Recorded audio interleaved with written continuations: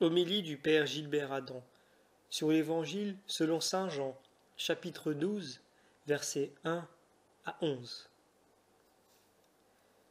6 jours avant la Pâque, Jésus vint à Béthanie où était Lazare, le mort qu'il avait ressuscité. Là, on lui fit un souper, et Marthe servait. Or Lazare était de ceux qui se trouvaient à table avec lui. Marie, ayant pris une livre d'un parfum de nard pur très précieux, en oignit les pieds de Jésus et les essuya avec ses cheveux, et la maison fut remplie de l'odeur du parfum. En ce lundi saint, l'Église médite le récit du geste de Marie de Béthanie, qui apporte un vase de parfums précieux, signe de son amour pour Jésus. Or, c'est avec grande foi que nous entrons dans la semaine sainte pour fêter bientôt le mystère pascal. Ce parfum qui embaume le corps du bien-aimé en est le signe. Marie brise le vase de parfum de grande foi. La qualité de ce parfum de grande confiance va se vérifier, non pas quand on l'achète, mais lorsqu'on l'en aura brisé le vase. Cette signification mystérieuse du parfum de grande foi est la porte d'entrée de la grande semaine sainte. L'onction de Marie manifeste l'entrée de Jésus dans sa passion. Son geste est prophétique. C'est le geste de l'amour qu'elle accomplit et qui révèle déjà le drame qui va bientôt arriver. Jésus sera crucifié et mis au tombeau. À l'avance, elle embaume le corps de son bien-aimé.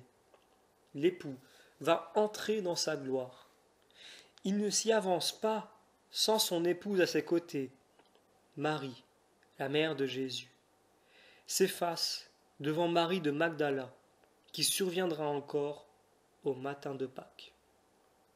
Nous continuons la lecture de l'Évangile.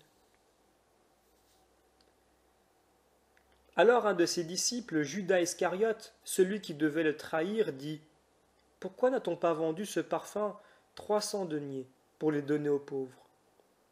Il dit cela, non qu'il se souciât des pauvres, mais parce qu'il était voleur, et qu'ayant la bourse, il dérobait ce qu'on y mettait. Judas l'Iscariote dénonce durement le geste de Marie, sans même faire mention d'elle. Ces propos illustrent une accusation inacceptable. Il cache une immense jalousie derrière des motifs religieux et humanitaires. En ce début de semaine sainte, un homme et une femme manifestent comment l'humanité traverse l'accusation et la férocité du monde pour rejoindre l'éternelle beauté de l'humanité. La foi chrétienne est une connaissance amoureuse du Christ Jésus, qui, dans sa mort, nous révèle l'amour du Père pour toute l'humanité. Jésus, le jeudi saint, lavera les pieds de ses disciples. Celui qui se laisse saisir par l'amour du Christ et lui donne tout son amour, lave les pieds de ses frères. C'est ce refus qu'exprime Judas.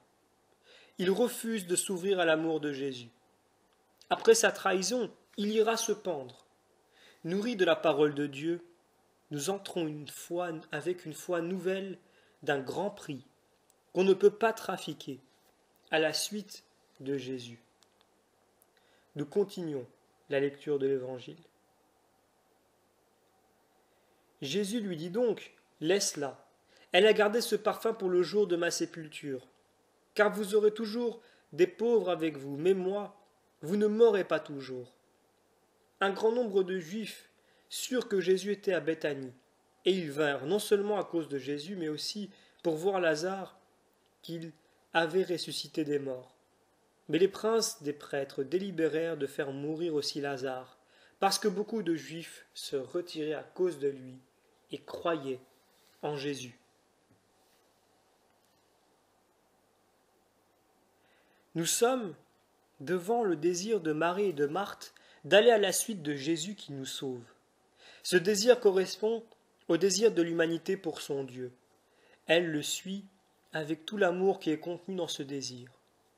Toute femme est appelée à rejoindre l'époux qui vient, à témoigner de son amour pour lui en venant en aide aux pauvres. Marie de Béthanie oriente notre attention sur la personne humaine, corps et âme.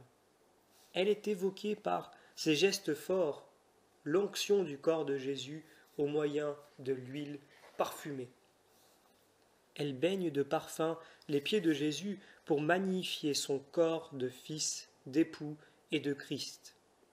Jésus lavera les pieds des siens afin qu'ils aient part à toute la joie du matin de Pâques. S'il y a tant de souffrances dans le monde, tant de guerres, c'est parce que l'humanité a perdu la joie d'aimer Dieu, de sa tendresse. La tendresse de l'amour de Dieu pour nous est vraiment extraordinaire. Elle nous aide à garder nos cœurs purs et à demeurer dans l'amour des autres. Quand nous regardons le tabernacle dans lequel Jésus rayonne, nous comprenons combien il nous aime. Il accomplit le salut en nous sauvant sur sa croix.